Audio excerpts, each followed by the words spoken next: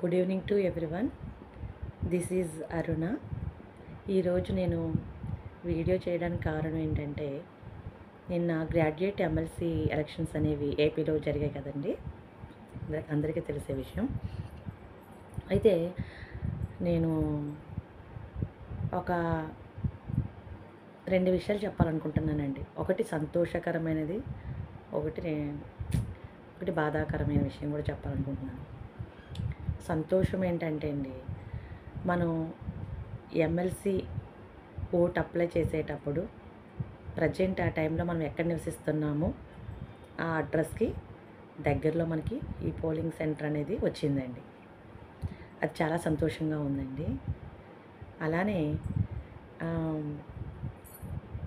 ఇంకొకటి బాధాకరమైన విషయం ఏంటంటే, ఓటింగ్ శాతం అనేది చాలా తక్కువగా ఉన్నట్టు అనిపించిందండి నాకు.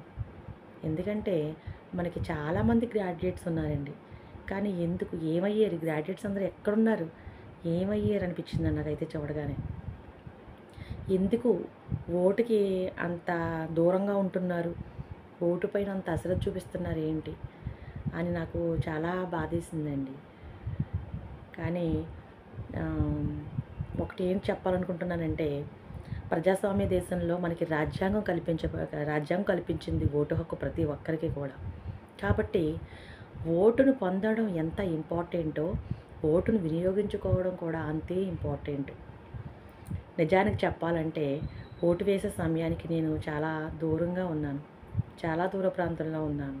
అయినప్పటికీ కూడా ఓటు వేయాలి, ఓటు మన జన్మ హక్కు, ఓటు వేయాలి, ఓటు మన ఆయుధం అని చెప్పేసి చాలా ఇంట్రెస్ట్తో, రెస్పాన్సిబిలిటీతో నేను మార్నింగే రీచ్ అయ్యి నా ఓటు వేసే ప్రాంతానికి నేను ఓటు వేసాను.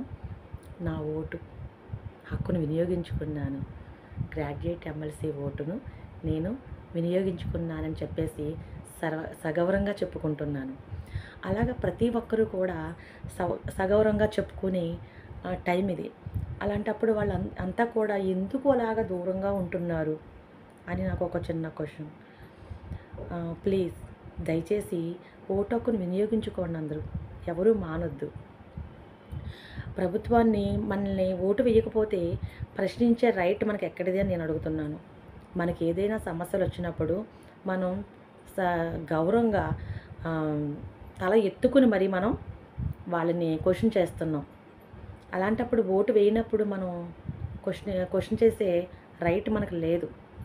మనం ముందుకు వెళ్ళలేము.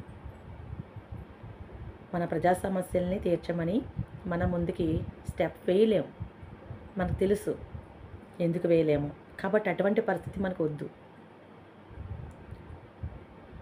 ప్రతి ఒక్కరూ కూడా ఇప్పుడైనా కానీ, అంటే నేను చెప్పేది సీనియర్స్ కాదండి, గ్రాడ్యుయేట్ ఇప్పుడు ఎవరికైతే అవుతుందో వాళ్ళు కొంచెం అవేర్నెస్ తక్కువగా ఉంటుంది. కాబట్టి అంటే ఓటు వాల్యూ వాళ్ళకి తెలియదు కాబట్టి నేను చెప్తున్నాను, వాళ్ళ కోసం చెప్తున్నాను నేను.